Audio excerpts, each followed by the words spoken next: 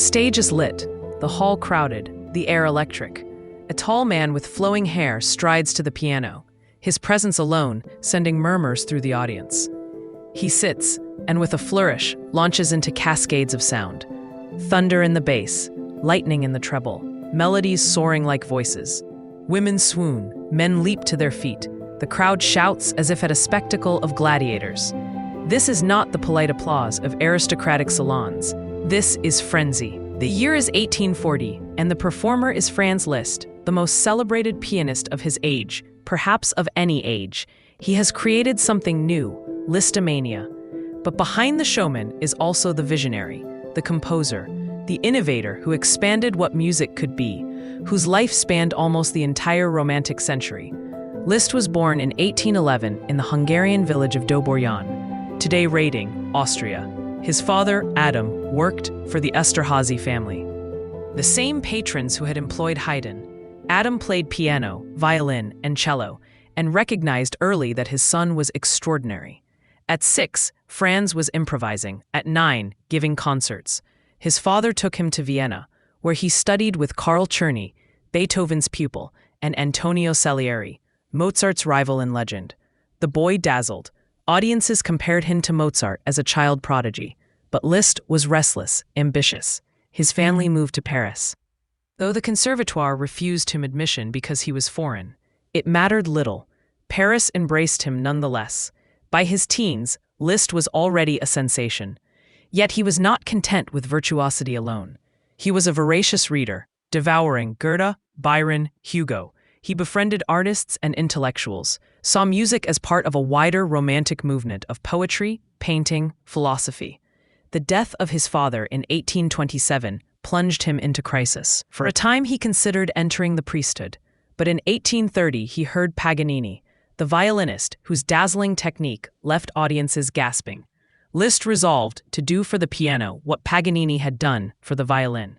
He began a regime of practice and invention, developing a technique that seemed impossible: leaps, runs, octaves, trills, textures that made one piano sound like an orchestra. In the 1830s and 1840s, he toured relentlessly. His concerts were not staid recitals but spectacles. Women fought for locks of his hair, pieces of his gloves. Critics mocked the hysteria, but Liszt cultivated it, playing with demonic energy, throwing himself into the keys. He was the first pianist to play from memory, the first to turn the piano sideways so audiences could see his profile, the first to construct the modern recital format. He was showman and artist both, yet the frenzy around him obscured his deeper aim: to elevate the role of the pianist and the repertoire. He transcribed Beethoven's symphonies for piano, introduced audiences to Schubert's songs through virtuosic arrangements, championed the works of Berlioz, Wagner, and others. Liszt's compositions in this period are dazzling. His etudes, such as the Transcendental Etudes, push technique beyond known limits while embodying poetic visions, storms, hunts, visions. His Hungarian rhapsodies drew on the gypsy music of his homeland, infusing folk spirit into high art.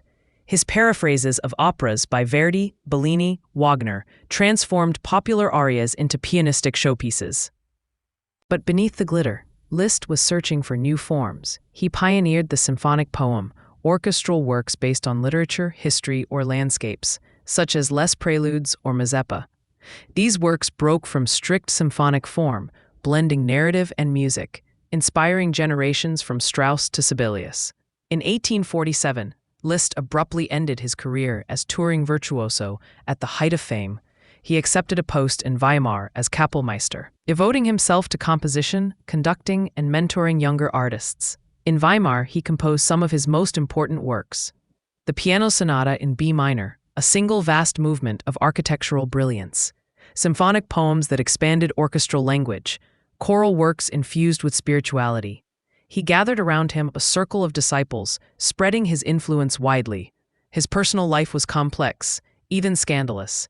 He had 3 children with Countess Marie dazzled, a writer known as Daniel Stern. Their stormy relationship ended, but their daughter Cosima would later marry Richard Wagner, intertwining Liszt's legacy with Wagner's. Later, Liszt formed a long relationship with Princess Caroline Sayn-Wittgenstein, who encouraged his sacred compositions and writings. He was generous to fellow musicians, giving money, arranging concerts, promoting others. He championed Chopin, Schumann, Berlioz, Wagner, often at the expense of his own reputation. As he aged, Liszt turned increasingly to religion. In 1865, he took minor orders in the Catholic Church, wearing clerical garb, though never abandoning the worldly entirely.